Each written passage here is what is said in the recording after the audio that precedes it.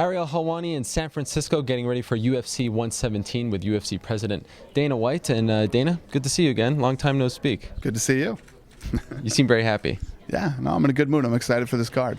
Yeah, well, I ask why you seem very happy because it seems almost like this particular card, you don't have to do a lot of promoting. You could just let Chael Sonnen do his thing. It's the Chael Sonnen show, right? No, it's definitely become the Chael Sonnen show. Which is crazy with such a stacked card with so much talent. The heavyweight fight, I'm legitimately excited for this heavyweight fight. And obviously the winner moves on to fight either Kane or Brock.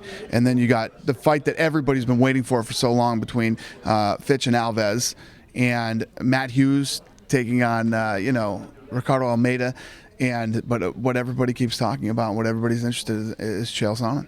Do you feel as though at any point Sonnen has crossed the line with the things he said about Anderson? I think Chael Sonnen crossed the line 2 fights ago. I mean, Chael Sonnen has always talked like this. I mean, before a fight he says some crazy and I think right now people are just noticing it because he's the main event. Okay, but I mean, just recently though, maybe that's what I was getting at, the thing about Lance Armstrong. You familiar with this? Yeah. What do you make of that? Because it is him saying this stuff and now he's saying he didn't say it. It's pretty crazy. Pretty crazy. But you just at that point just let him be, right? Seriously, what am I going to do? Hey, Chael, don't talk about, the guy says stuff that I would never even think, what do you say to that? I mean, how do you handle that? What do you do? When he came into the UFC, he wasn't this outspoken.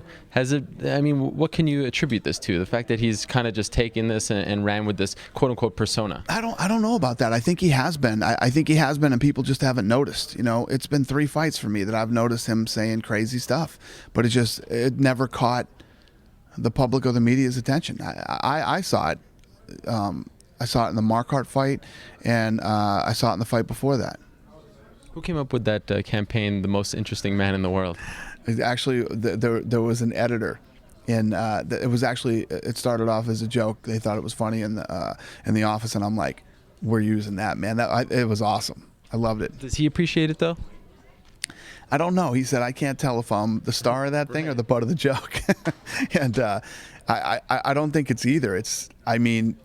Let's be honest here. It's pretty interesting. The stuff that this guy does, says, I thought it was perfect. I thought it was perfect for him. Okay, on the flip side, you got Anderson Silva, and of course we know what happened at UFC 112.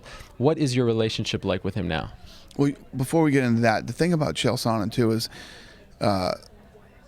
all the crazy stuff that he's saying and all the stuff that's kind of overshadowing the fight itself. I think that, if you look at his last couple of fights, when he was going into that Nate Marquardt fight, I was like, there's no way this kid wins this fight. I just don't see how Chael beats him anywhere. And Chael put it to Nate. The crazier thing about what this guy says is I think he 100% believes it. He believes everything that he says. And I think that he's going to go in there and go after Anderson on Saturday. And as far as my relationship... Sorry to interrupt you, though, but you said in the press conference that people do not want to pay to watch Chael Sonnen talk.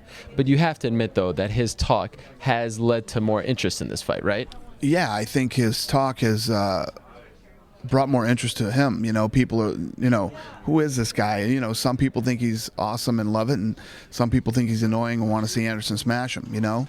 That's obviously great for a fight, but at the end of the day, it's about the fight. You can talk all you want. It's about the fight, and in the actual fight, I believe that Chael Sonnen is going to bring it, and I think that his style brings an interesting threat to Anderson. He's a guy who's going to go for the takedown. He said today, that's not really our game plan, but at the end of the day, that Chael Sonnen does not want to go out there and get into a striking match with Anderson Silva.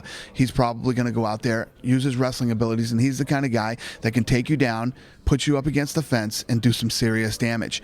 And that's the style I think somebody needs to pose a threat to Anderson Silva. Okay, now back to Anderson. What's your relationship like with him now? Yeah, my relationship with Anderson is fine. I have a good relationship with him. I respect him as a fighter. I'm still the one out there saying he's the pound-for-pound best fighter in the world. I think that he's the most talented guy on earth with 2 arms and 2 legs. I see pure genius in his fighting abilities, man. The stuff that he does and the things that he's able to pull off. I